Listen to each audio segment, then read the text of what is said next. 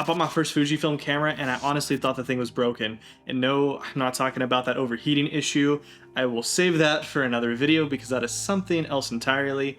What I'm gonna be talking about is the screen. So just for context, I bought the Fujifilm XS20 brand new, and I didn't actually just buy it once, I bought it twice because of the issue that I ran into, and I thought it was the camera itself, and it ended up biting me in the butt because I ended up paying almost $300 extra just because of restocking fees and everything else. So apparently there is an issue with the XS20 and the XS-H2S, at least from what I was able to find in my research. So this may affect other Fujifilm cameras, most likely probably the XS10 and the XS-H2, since they're all kind of in that same family, but it may affect some other Fujifilm cameras. This is my first one I've ever owned, so I can't really attest to all the other Fujifilm cameras out there. I really just wanted to tell you guys this if you are in videography, if you plan to make videos with a Fujifilm camera. This is something you definitely want to know, especially if you're going to be rigging out your Fujifilm. The issue I was having was with the fully articulating flip screen.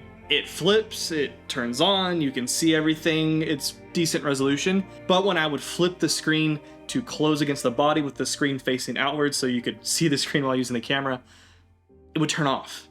It would just randomly shut off. The only way I could get it to turn back on was by popping it open, and then it would kind of jerk itself back, or if I turned off the camera, turned it back on, it would come on. And I went through all my settings. I made sure it wasn't something with the EVF. So if I put anything in front of the eye sensor, it wouldn't just turn off the screen. It was something else going on. I barely had this camera for like 2 days. So I registered it with the warranty and called someone down at Fujifilm. I had to end up emailing them with this issue, sent them videos and everything. They had no idea what was going on. And then when the support team told me that I had to pay to ship the camera that I just bought to Fujifilm to let them see if they could fix it, and then if they weren't able to fix it for something that was covered under the warranty, that I would have to pay for that repair as well. I was like, what the heck? I'm just gonna return the dang thing and then buy it again. That's when I got into the whole restocking thing. That's a whole nother issue I can make on a different video entirely. Let's just say I ended up going through with Best Buy and that was the better option. But after I had already sent the camera back,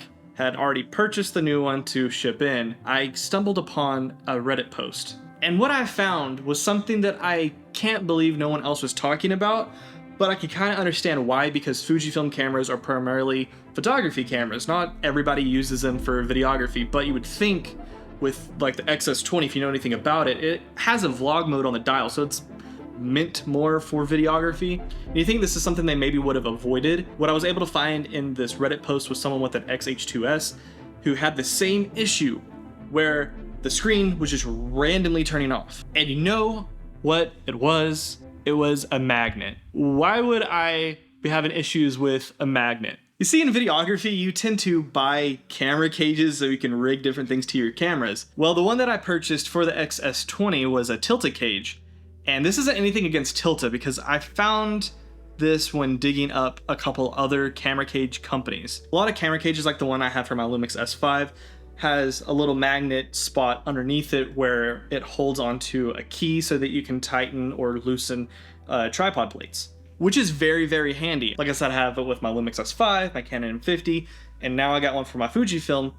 I didn't think that that would have anything to do with it, but sure enough, when I got the second new camera back, I started playing around with the magnet and was able to deduce that yes, indeed, the magnet does interfere with the LCD screen on these cameras. Luckily, the Tilta cage, you can unscrew the magnet. I can't really speak for small rig or newer. Those were really the only other camera cages with magnets I was able to find for this camera, if their magnets can come out. But luckily the Tilta one, you can unscrew it and pull that thing out. So now I can actually use my camera cage without my camera having the screen turn off whenever I have it flipped backwards. But I will say there is a caveat to using this Tilta cage. And that's the fact of actually flipping the screen out and trying to articulate it. The cage actually kind of gets in the way, so that part's a little annoying, but that's nothing to do with the camera itself. It was just how they built it. But if anything, I just want to make this video to save someone else the headache of what I endured when going through this whole process. So if you buy a Fujifilm camera, if you buy a cage with it,